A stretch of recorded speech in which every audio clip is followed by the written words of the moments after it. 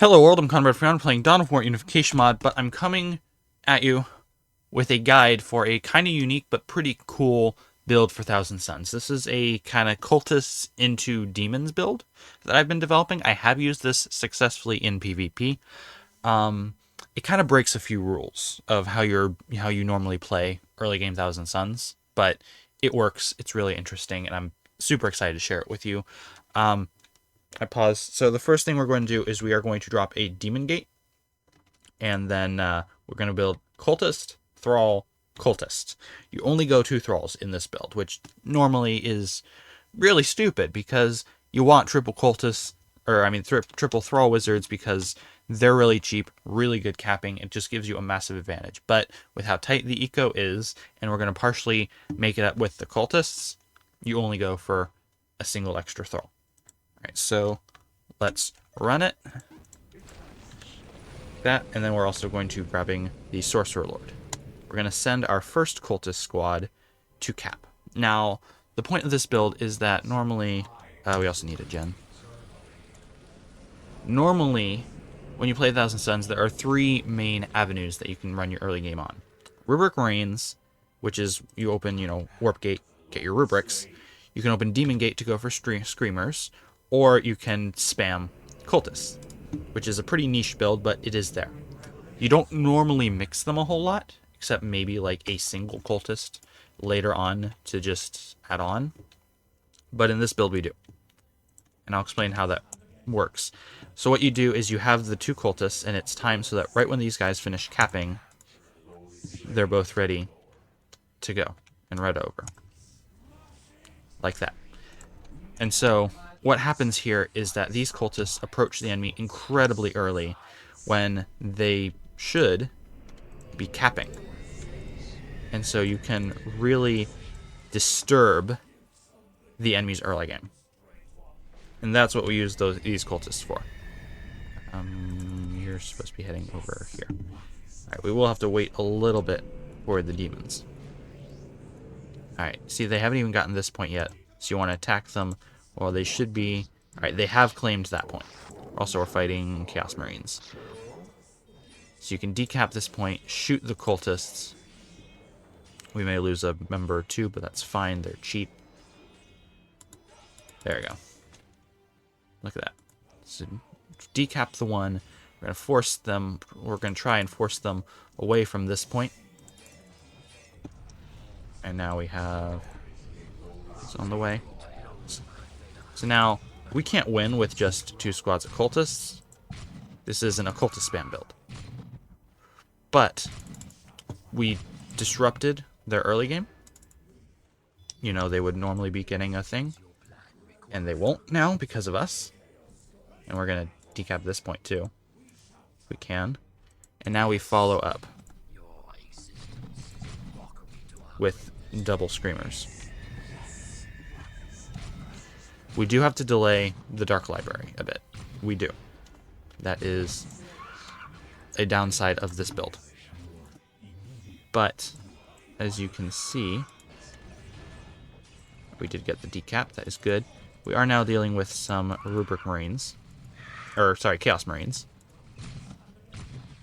Now, we did get lucky with the Sorcerer Lord with a good amount of stuns, so that Chaos Lord has 7 health remaining. Oh, never mind, he's dead. And our Sorcerer Lord is still very healthy. Alright, when these guys are done, we will drop the Dark Library. And we're going to start advancing. These 2 cultists, we're going to go interrupt that heretic.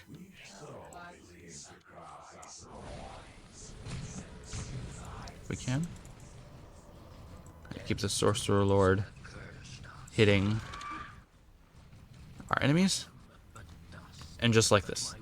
Look how hamstrung the enemy is. They're just not in a good spot. Would we possibly be in a better spot economically, whatever, if we did a standard build? Yes, but the damage to the enemy vastly outweighs whatever disadvantage we put ourselves at. We lose a Screamer squad and a little bit of the early Dark Library, but in exchange, the enemy is losing some of their closest points. Or can't even finish the LP on them, and. So it's a really It's a really interesting and cool build. You just shoot him for a second. Please. Thank you. Alright, we can grab our third Screamer squad now. We have the money. By third, it turns out we lost one. So it'll actually be second. No? No, it's... Oh, they're here they are. That's right. I'm pretty. I think we lost a squad of cultists now. Yes. That's fine. They mostly serve their purpose. The main thing we want to grab is we want the leader so that we can attach the Sorcerer Lord if he survives. Oh, please. Hello? Ah. I hate it when that happens. Oh, well. We can rebuy him. I am floating. I do realize generally you'd want to better manage your economy than I am.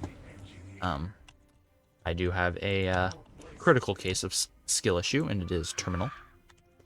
Well, actually, it won't be because I'm winning. But you've got the point of the build, I hope. And it's just we do want to grab demonic manifestations when we can. Generally, I think you'd want to grab demonic manifestations earlier. It's actually, I'm slightly out of practice with the build. I realized I never actually made a full guide to it. So many more gens. I will drop another gen or two in a bit to make up for that. Oh no, you decap. Alright. The final note I will make is there actually is a variant that I've want to experiment more with, but you skip the early generator. And what that does is that, first of all, Screamers each cost 20 power. And the Sorcerer Lord costs 55. You start with 100, and what that leads you with is that you can get your Sorcerer Lord, 2 squads of Screamers, and you can reinforce the Screamer squad with 1 person. So you lose out that. In the exchange, you can get more Tzeentch Cultists early. So if you want to focus more on the super early Cultist harass, you can skip the gen. If you want to focus more on the Screamers, making life miserable after the Cultists have done their work, you get the early gen. Even with this skip the early gen build, you do get it like once you have your Screamers out. It's just a bit delayed, but that delays a fair amount of stuff. So in general, I would favor the early gen, but it is technically possible. Also, you can also grab this stuff early on the Sorcerer Lord. Either Mephisto Pavoni if you're dealing with lots of squads, or Tainting Bolt if you're dealing with enemy heroes a lot. I could also actually see an argument for Force Armor, because your Screamers aren't particularly tanky, nor your Cultists. In general, probably not something I want to go for, but it might be worth experimenting with. So let me know your thoughts on just the build overall, but then also that specifically, going for Force Armor. I actually not used Force Armor a whole lot, so I can't say either way, really. Did I grab more gens? They're on the way. You'd also get more gens earlier compared to what I did.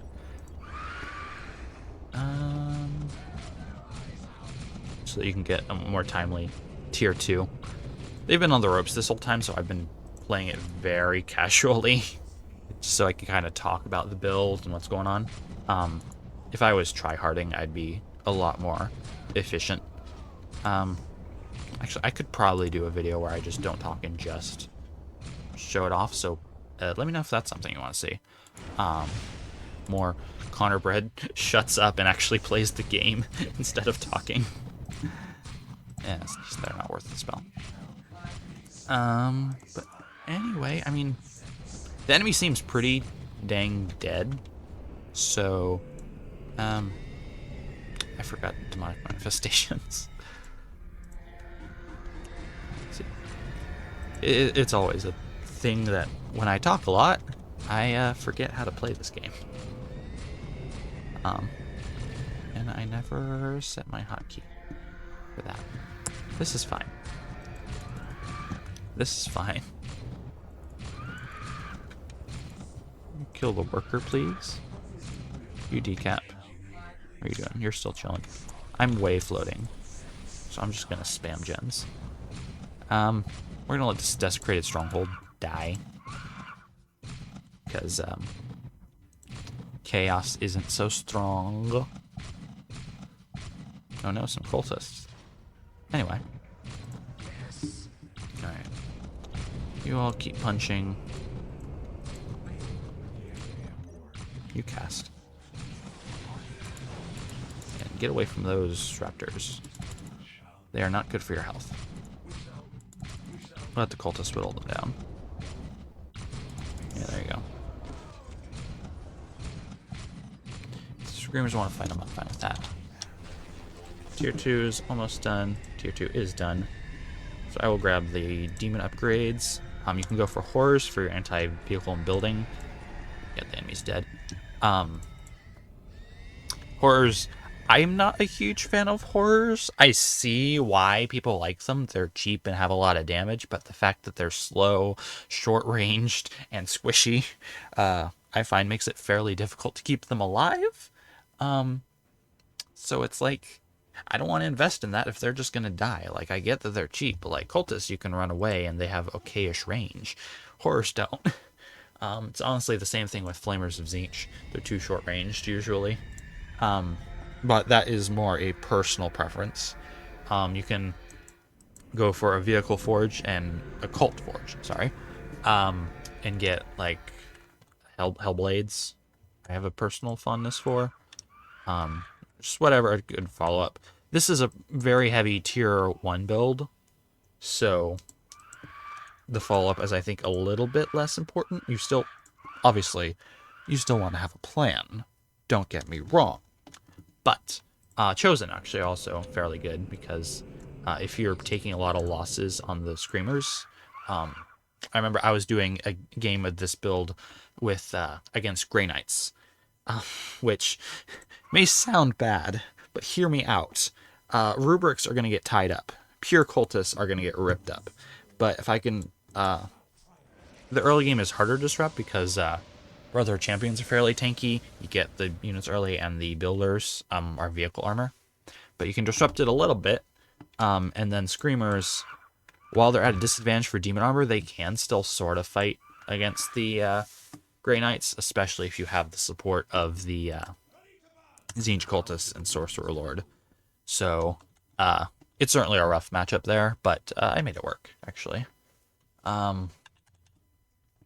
Anyway, but I was losing a lot of Screamers because, of course, Grey Knights have very high anti-demon, so I went for Chosen, and they were very helpful. They also have the telekinesis you can buy, and that'll tie down a squad so that you can force melee with the Screamers or whoever. Anyway, we can look at the numbers real quick, but that's about all I wanted to show. That's just how I do that build, how it works. It's a pretty solid build, I think. It's not the very best, but like I've used it competitively and it's worked, so I'm fairly happy with it. But all that aside, I do hope you all enjoyed. If you did, please be sure to leave a like, subscribe channel, ring the notification bell, all that wonderful stuff. And again, let me know in the comments like what you think of the build, if you think I can improve anything, or if you want to see that game where I shut up and just play it. But yeah, other than that, yeah, that is all. Bye.